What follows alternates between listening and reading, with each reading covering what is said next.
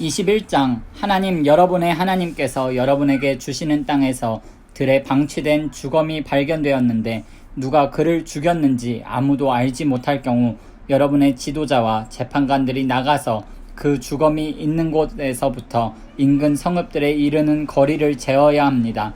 그 주검에서 가장 가까운 성읍의 지도자와 재판관들은 아직 부린 적도 없고 멍에를 메운 적도 없는 암송아지 한 마리를 끌고 오십시오.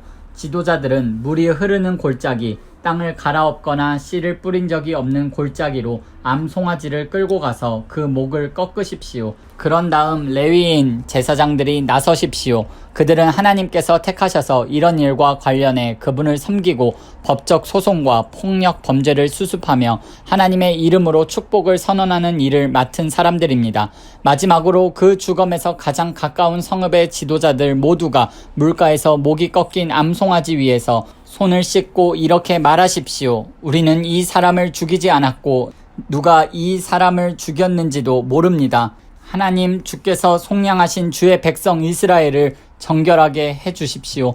주의 백성 이스라엘을 이 살인죄에서 깨끗하게 해주십시오. 그러면 이스라엘은 그 살인에 대한 책임을 벗게 될 것입니다. 이 절차를 따름으로써 여러분은 그 살인에 관여했다는 의혹에서 벗어날 것입니다. 여러분이 하나님 보시기에 옳은 일을 했기 때문입니다.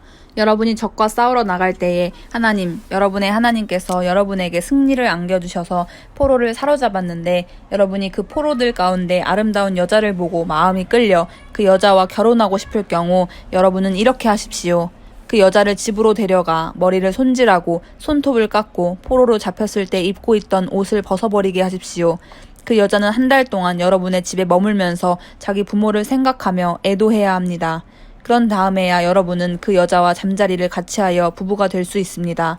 그 여자가 여러분의 마음에 들지 않으면 그녀를 놓아주어 원하는 곳 어디서든 살게 해야 합니다. 그 여자를 팔거나 종으로 부려서는 안 됩니다.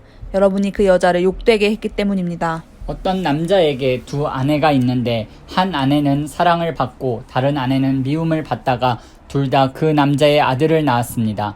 이때 미움받는 아내의 아들이 맏아들인 경우 그 남자는 자기 아들들에게 유산을 나누어 줄 때 진짜 맏아들인 미움받는 아내의 아들을 제쳐두고 사랑받는 아내의 아들을 맏아들로 대해서는 안 됩니다. 그는 미움받는 아내의 아들, 곧 진짜 맏아들의 상속권을 인정하여 자기 유산에서 2배의 몫을 그에게 주어야 합니다.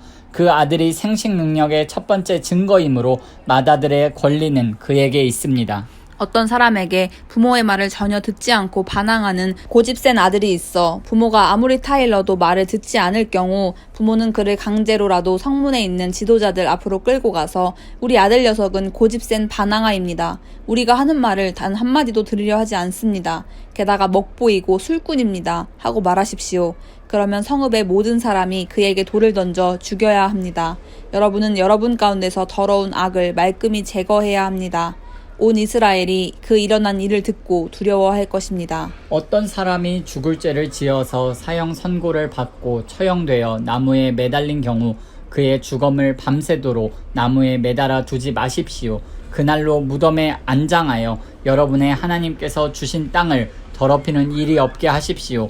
사형당해 나무에 매달린 사람은 하나님을 욕되게 하기 때문입니다.